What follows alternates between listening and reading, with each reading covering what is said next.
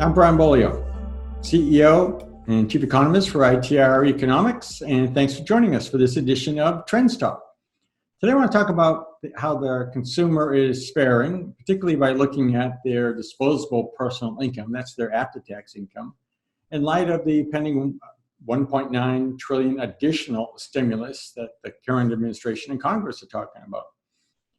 You know, we have the data monthly, and it shows the second checks that went out, and disposable personal income remains amazingly high. I mean, you can see that the boost every time those checks go out, the money soars, and with it, so does savings.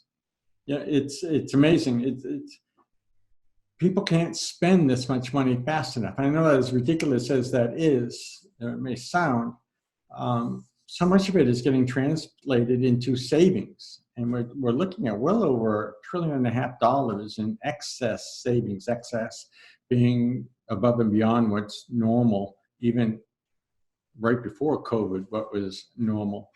People have a lot of money. That doesn't mean everybody has a lot of money, though. There are obviously still people unemployed that were in the restaurant, the travel, or lodging, any number of sectors. There are renters who are feeling stress. So it's very normal and right to think about them, but we have to separate that when we're talking to you about where the overall economy is going, because unless those 4 million currently unemployed people because of COVID are your customers, they're not what's driving the bus. Unless those renters who are feeling the stress are your customers, they're not driving this economy. The overall economy is so much bigger than that. The overall economy is flush with cash to the point where retail sales, latest data goes through February. So you look at the last 3 months worth of data. So that'd be December of last year, January and February this year, up 4.7% over the same 3 months 1 year ago. Think about it. Not only have we recovered from the COVID, but we're now running above where we were pre-COVID. There's been a lot of stimulus. There's been a lot of levers pulled to make that happen. And that's going to have consequences down the road. We all know that. But the point is the consumer has money. The consumer is spending money. And again, unless you're targeting or your customer base is that relatively small minority of people that are still feeling economic distress, you should be planning on the economy moving forward.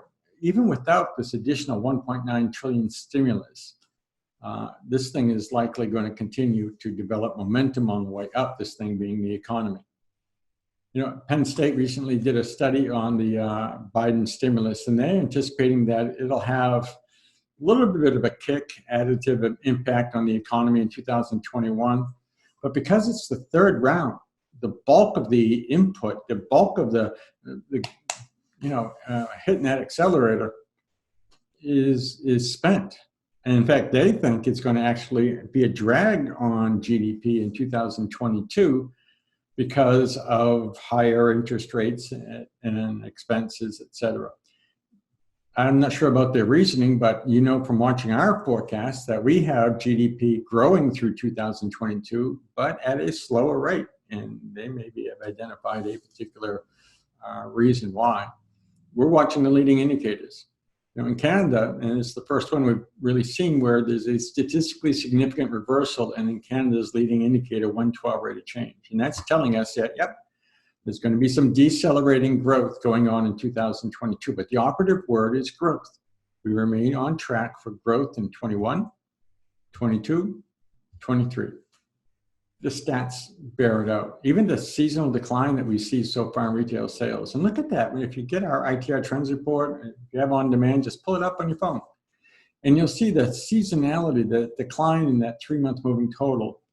It's normal. In fact, it's milder slightly. It's 0.3 percentage point milder than average based on the last 10 years. And you'll see that 3MMT has just gotten back into line with where the mind's eye says it should have been before all this COVID stuff happened. Don't fear the future. Not when the consumer has money, not when interest rates are going to be staying low, Don't worry about future inflation. It's not on your doorstep, and there's nothing you can do about it anyways. We'll talk more about that as we get closer to it. The inflation that we are concerned about right now at ITR Economics is what's going on in raw material costs for our manufacturing clients and builders. That matters. That's a big deal. That's a different topic. Expect more of that inflation at that level, however, because the consumer is going to keep on consuming. Thanks for listening to this edition of Trends Talk. Don't forget, if you want to see these trends right at your fingertips, you can always get hold of our ITR app right off the App Store. Brian Beaulieu, signing off.